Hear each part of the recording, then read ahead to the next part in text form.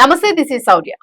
మనతో పాటు ఈరోజు సీనియర్ మూవీ క్రిటిక్ అప్పాజీ గారు ఉన్నారు. దురంధర్ మూవీకి సంబంధించి మనం ఆల్మోస్ట్ దాని కలెక్షన్స్ ఎలా ఉన్నాయి, ఎంత హిట్ ఇచ్చింది, సో ఇవన్నీ కూడా చాలా టాప్ లెవెల్లో డిస్కస్ చేసుకున్నాం. ఇప్పుడు తీసుకుంటే అసలు ఆదిత్యధర్ నెక్స్ట్ మూవీ ఏం చేస్తాడు, ఆదిత్యధర్ టార్గెట్ ఎట్లా ఉండబోతోంది నెక్స్ట్, ఎందుకంటే ఇంకా టార్గెట్ చేయడానికి కూడా లేనంత హై పిచ్ లో ఉన్నారు కాబట్టి ఎక్స్పెక్టేషన్స్ అనేవి కూడా ఎవరు కరెక్ట్ గా ప్రెడిక్ట్ చేయలేకపోతున్నారు. సో ఇప్పుడైతే ఒక న్యూస్ కొత్తగా వింటున్నాము, ఆదిత్యధర్ నెక్స్ట్ మూవీ ఒక హీరోతో ఉండబోతోంది అని. సో అది సార్ మాటల్లోనే వినేద్దాం. Hi sir. ఎవరు sir super super duper duper hero? అంటే చాలా మంది హీరోల పేర్లు చక్కర్లు కొడుతున్నాయి. అవును, మన తెలుగులో మా అల్లు అర్జున్ పేరు ఒకటి తెర మీదకి వచ్చింది, ఈవెన్ ఎన్టీఆర్ పేరు వచ్చింది, అలాగే రామ్ చరణ్, ఇలాగా. అంటే ఎవరికైతే పాన్ ఇండియా రేంజ్ లో ఇది పాపులారిటీ ఉందో, ఈవెన్ ప్రభాస్ ముఖ్యంగా, వీళ్ళందరి పేర్లు కూడా తెర మీదకి వచ్చాయి, మాట్లాడుకుంటున్నారు నెక్స్ట్ ఎవరితో ఉంటది అని చెప్పి. కానీ మళ్ళీ విక్కీ కౌశల్ పేరు కూడా వినిపిస్తుంది. అంటే అంతకుముందు అతను యురి ది సర్జికల్ స్ట్రైక్ అనే సినిమాని విక్కీ కౌశల్ తో చేశాడు. అందువల్ల ఎవరు నెక్స్ట్ ప్రాజెక్ట్ తను ఎవరితో చేస్తాడనే తనకే తెలియాలి. అదే కదా. కాకపోతే ఇక్కడ ఏంటంటే సౌర్య, ఇక్కడ అడ్వాంటేజ్ ఏంటంటే, మన ఉదాహరణకి మన తెలుగులో ఇప్పుడు మనం చెప్పుకున్నటువంటి ప్రభాస్ కావచ్చు, ఎన్టీఆర్ కావచ్చు, అల్లు అర్జున్ కావచ్చు, రామ్ చరణ్ కావచ్చు, వీళ్ళతో చేయడం వల్ల వచ్చే అడ్వాంటేజ్ ఏంటంటే, ఈ రోజున మన తెలుగు సినిమా మార్కెట్ ఒక రేంజ్ లో ఉంది. హిందీ సినిమాకి ధీటుగా హిందీ సినిమాలతో పోటీ పడుతుంది. శంకర వరప్రసాద్ సినిమా 300 కోట్లు పైగా కలెక్ట్ చేసింది, ఓజీ సినిమా కూడా కలెక్ట్ చేసింది కదా. అంటే మన ఒక్క తెలుగులోనే సునాయాసంగా 300 కోట్లు కలెక్ట్ చేసే అవకాశం ఉందంటే ఎంత పెద్ద మార్కెట్ అది కదా. అంటే హీరో రెమ్యునరేషన్ దాదాపుగా ఇక్కడే వచ్చేస్తుంది, పోనీ లేదంటే సగం వచ్చేస్తుంది. మరి అది చాలా పెద్ద అడ్వాంటేజ్ కదా. ఇప్పుడు ఉదాహరణగా ఇప్పుడు ఎంతో సంచలనం సృష్టిస్తున్నటువంటి దురంధర్ 1 కానీ 2 గురించి మనం చెప్పుకుంటే, తెలుగులో రణ్వీర్ సింగ్ ప్లేస్ లో మన తెలుగు హీరోలు ఎవరైనా ఉండుంటే ఇక్కడ కలెక్షన్ ప్రపంచం ఎలా ఉండుండేది? అసలు ప్రపంచ స్థాయిలో ఇప్పటికే మనం పాతుకుపోయాము. ఇప్పుడు పుష్ప కలెక్షన్స్ కానీ, బాహుబలి కలెక్షన్స్ కానీ ఒక రేంజ్ లో ఉండడానికి కారణం ఏంటంటే, మన తెలుగు మార్కెట్, తెలుగు నుంచి కూడా విపరీతంగా దానికి కలెక్ట్ చేయడం. సో డెఫినెట్ గా మన తెలుగు నుంచి ఒక హీరోని తీసుకుంటే అది చాలా పెద్ద అడ్వాంటేజ్ అవుతుంది. అందువల్లే ఈ ఊహాగానాలన్నీ కూడా ఊహాగానాలే అంటారా, లేదంటే సీరియస్ డిస్కషన్స్ అయినా జరగకుండా వస్తున్నాయి? ఉదాహరణకి మనం ఎన్టీఆర్ అనుకుందాం. ఎన్టీఆర్ ఇప్పుడు ఆల్రెడీ ప్రశాంత్ నీల్ తోటి ఒక సినిమా చేస్తున్నాడు, తర్వాత దేవర 2 సెట్స్ కి వెళ్ళే అవకాశం ఉందని చెప్పి అంటున్నారు. నెక్స్ట్ త్రివిక్రమ్ ఆల్రెడీ ఆ సినిమా గురించి అధికారికంగా కూడా వాళ్ళు ప్రకటన చేయడం జరిగింది. మరి ఈ 3 సినిమాలు అవ్వాలి కదా. ఇది త్రివిక్రమ్ సినిమా అవ్వాలంటేనే అది ఒక 1 year పట్టొచ్చు. దేవర అవ్వాలంటే మరి ఎక్కడ కాల్ షీట్స్ ఇచ్చే ఉంది. అలాగే అల్లు అర్జున్ తీసుకున్నాం, ఇప్పుడు అట్లీ సినిమా జరుగుతుంది. దీని తర్వాత ఇమ్మీడియట్ గా లోకేష్ కనకరాజ్ సినిమా కూడా ప్రాజెక్ట్ ఓకే చేసుకున్నాడు ఆయన. ఆల్రెడీ దానికి సంబంధించి కూడా ఉంది. అంటే ఇది అయిన తర్వాత, అట్లీ సినిమా అయిన తర్వాత లోకేష్ కనకరాజ్ సినిమా అవ్వాలి అంటే కనీసం తక్కువలో తక్కువ 1 సంవత్సరం పడుతుంది కదా. అలాగే ప్రభాస్ తీసుకుంటే ఒక పక్క స్పిరిట్ నడుస్తుంది, ఫౌజీ నడుస్తుంది, తర్వాత సలార్ 2 చేయాలి, కల్కి 2 చేయాలి. అవునా, మరి 4 సినిమాలు ఎప్పుడు డేట్స్ ఇవ్వాలి ఆదిత్యధర్కి? ఇమీడియట్ గా అవైలబుల్ ఎవరున్నారు అనేది కూడా ఇంపార్టెంట్. మహా అయితే అతను 2 నెలలు 3 నెలలు రెస్ట్ తీసుకుంటాడు, లేదంటే ప్రీ ప్రొడక్షన్ వర్క్ పేరుతోటి 1 సంవత్సరం వరకు ఉండొచ్చు. ఆ తర్వాత సెట్స్ కి వెళ్ళాలి కదా. మనం చెప్పుకున్నటువంటి మన తెలుగు హీరోలు వీళ్ళెవ్వరూ కూడా డేట్స్ ఇచ్చే పరిస్థితి లేదు కదా, అదొకటి. తర్వాత అతని సినిమాలు మనం చూస్తే, ఇప్పుడు Uri the surgical strike cinema చేసేటప్పటికి విక్కీ కౌశల్ అంటే ఎవరికి తెలియదు కదా. తర్వాత కత్రినా కైఫ్ను పెళ్లి చేసుకోవడం వల్ల బాగా పాపులర్ అయ్యాడు. తర్వాత చావా సినిమా వచ్చిన తర్వాత ఇంకా ఎక్కువ ఇదయ్యాడు కదా. అలాగే దురంధర్ సినిమా చేసేటప్పటికి రణ్వీర్ సింగ్ అప్పటికే ఎస్టాబ్లిష్డ్ హీరో, కానీ సూపర్ స్టార్ కాదు. కానీ ఇప్పుడు 2 సినిమాల తర్వాత అతను ఇప్పుడు సూపర్ స్టార్ అంటున్నారు.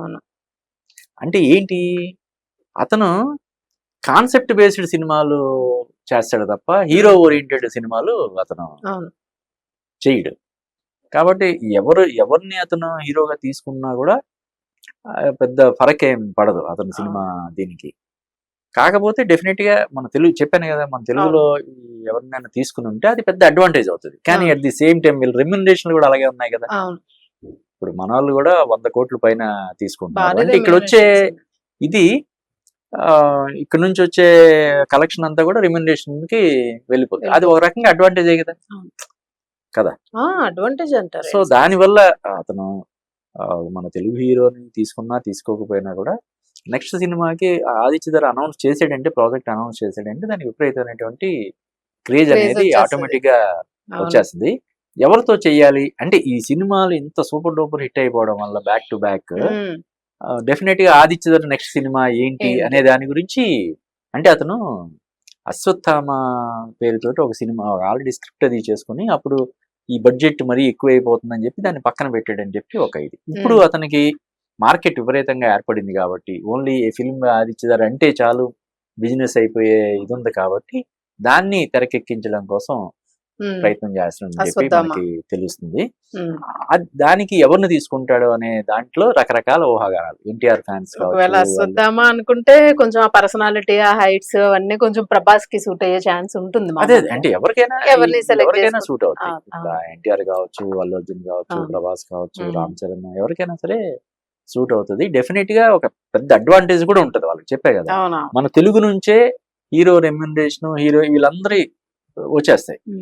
మేకింగ్ సంబంధించి ఆయన కాన్సన్ట్రేట్ చేస్తే సరిపోద్ది. బట్ ఆయన ఆలోచనలు ఎలా ఉన్నాయి ఇంకా చెప్పాలంటే ఈ సక్సెస్ ని అతను పూర్తిగా ఆస్వాదిస్తున్నాడు. ఇంకొకటి ఏంటంటే మనం చూస్తే అతను అంటే మీడియాతో ఇంటరాక్ట్ అయ్యి తన దీన్ని షేర్ చేసుకోవడం కానీ అదేం కనిపించట్లేదు.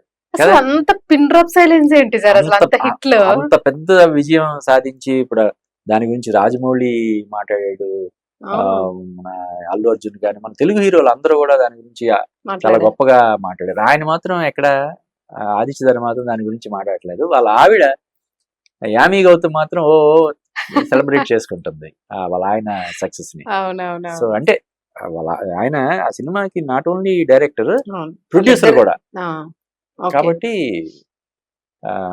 ఆదిత్య నెక్స్ట్ సినిమా ఎవరితో అయ్యి ఉంటది అనేది మనం చాలా పెద్ద క్వశ్చన్, చాలా డిస్కషన్. కానీ మన తెలుగు హీరోతో అయితే బాగుంటదని మాత్రం మనం ఖచ్చితంగా మనం ఎక్స్పెక్ట్ చేయాలి, కోరుకోవాలి, జరగాలని మాత్రం ఖచ్చితంగా కోరుకోవాలి. ఎందుకంటే అది అటు ఆదిత్య బిజినెస్ పరంగా చాలా పెద్ద అడ్వాంటేజ్ అవుతుంది, మన దీనికి కూడా బాగుంటది కాబట్టి అడ్వాంటేజ్ ఉంటుంది.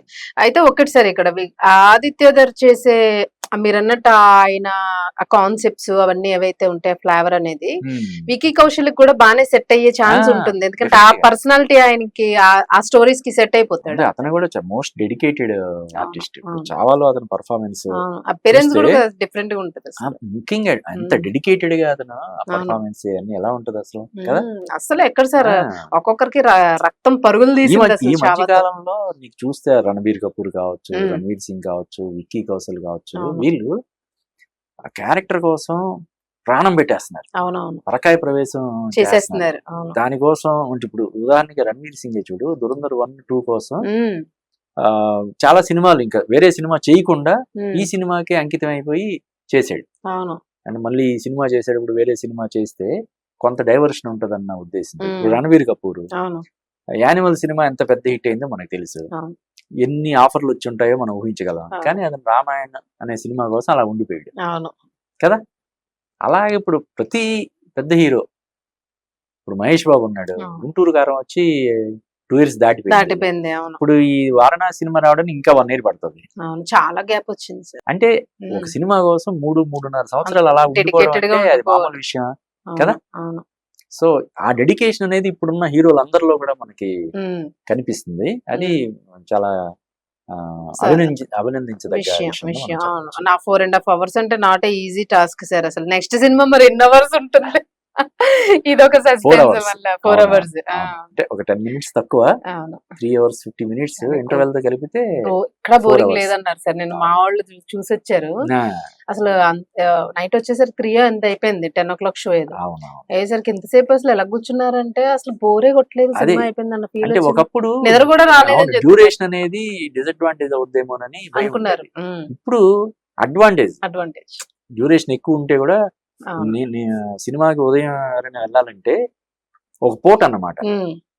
ఒక 6-7 గంటలు దానికి 4 గంటల వెచ్చించారు. సినిమానే, వెళ్ళడం 1 గంట, రావడం 1 రావడం ఒక గంట, గంట, సినిమా ఒక 4 గంటలు. 4 గంటలు, 6 మళ్ళీ అక్కడ మధ్యలో థియేటర్ దగ్గర స్పెండ్ చేసే టైం అంతా 7 గంటలు. ఒక పూట అంటే 7 hours హ్యాపీగా ఒక పూట హ్యాపీగా ఎంజాయ్మెంట్ అయిపోద్ది. అంటే అట్లా ఒక ప్లానింగ్. మామూలుగా సినిమాలు ఈ మధ్య కాలంలో 2 గంటలకు కూడా అవును. పరిమితం అయిపోతున్నాయి. అవును. 2 గంటల 5 నిమిషాలు, 2 గంటల 10 నిమిషాల్లో సినిమా అయిపోతుంది. అవును. ఇటువంటిది ఇంత ఎంటర్టైన్మెంట్, ఇంత డ్యూరేషన్ ఇవ్వడం, అది కూడా ఏంటంటే అందరూ మనం రిలేట్ చేసుకునే టాపిక్స్.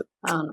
నోట్ల రద్దుకు సంబంధించి కావచ్చు, కొన్ని మన ఇండియాలో, మన దేశంలో చోటు చేసుకున్నటువంటి ఒక దారుణమైనటువంటి ఘటనల రియాలిటీ కావచ్చు. అందువల్ల ఎక్కువ మంది కనెక్ట్ అవుతున్నారు అవును. అనమాట. సో అది. Thank you sir. Thank you sir.